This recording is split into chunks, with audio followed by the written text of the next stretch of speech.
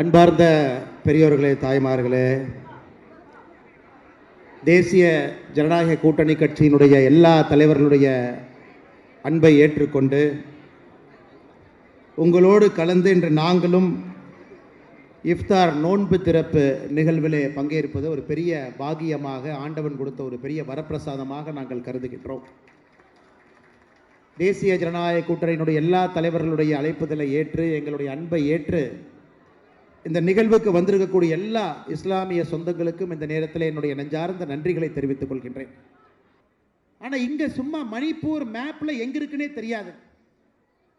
தமிழகத்தினுடைய முதலமைச்சர் ஐயா மு.க. ஸ்டாலின் அவர் கையில் இந்திய வரைபடத்தை கொடுத்து மணிப்பூர் மேப்பை தொட்டு காட்டு, நான் காலையில் அரசியல் விட்டு போயிடுறேன். மணிப்பூர் எங்கே இருக்குன்னே தெரியாது, சத்தியமாக தெரியாதுங்க. ஒரு பெண்ணை கொடுத்து மார்க் பண்ண சொல்லுங்க, தெரியாது. மணிப்பூரில் நடந்ததற்கு பாரதிய ஜனதா கட்சி, பாரத பிரதமர் நரேந்திர மோடி அவர்கள் காரணம்.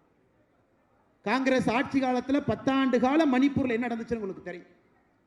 Armed forces special powers act அந்த சட்டத்தை எடுக்க வேண்டும் என்பதற்காக அங்கிருந்த தாய்மார்கள் எல்லாம் ஆடையை கலட்டி விட்டு ரோட்டில் நடந்து போனாங்க காங்கிரஸ் ஆட்சி காலத்தில். அந்த மணிப்பூர் கொஞ்சம் கொஞ்சமாக அமைதி திரும்பி வந்து கொண்டிருக்கும் பொழுது 2 சமுதாயத்திற்கு ஏற்பட்ட நடந்த பிரச்சனையை இன்னைக்கு மறுபடியும் மாநில அரசு ராஜினாமா செய்து ஆளுநர் ஆட்சி மறுபடியும் அது ஒரு கண்ட்ரோலுக்கு வந்திருக்கு. எங்கே நடந்தாலும் உடனே பாரதிய ஜனதா கட்சியின் மீது, தேசிய ஜனநாயக கூட்டணியின் மீது பழியை போடுவது மட்டுமே முழு நேரமாக நம்முடைய முதலமைச்சர் ஐயா மு.க. ஸ்டாலின் அவங்க வச்சிருக்கிறாங்க. அதனால் நான் அதிகம் பேசுவதை விட என் அருமை இஸ்லாமிய சொந்தங்கள்கிட்ட அன்பான வேண்டுகோள், நாளை ஒரு 10 நிமிட காலம் நீங்கள் மனத்தை யோசிச்சு நாம் எங்கேயாச்சும் தவறு பண்ணியிருக்கிறோமா, இஸ்லாமிய சொந்தங்களுக்கு எதிராக நடந்திருக்கிறோமா அப்படிங்கிறத மட்டும் நீங்கள் யோசிக்கணும்.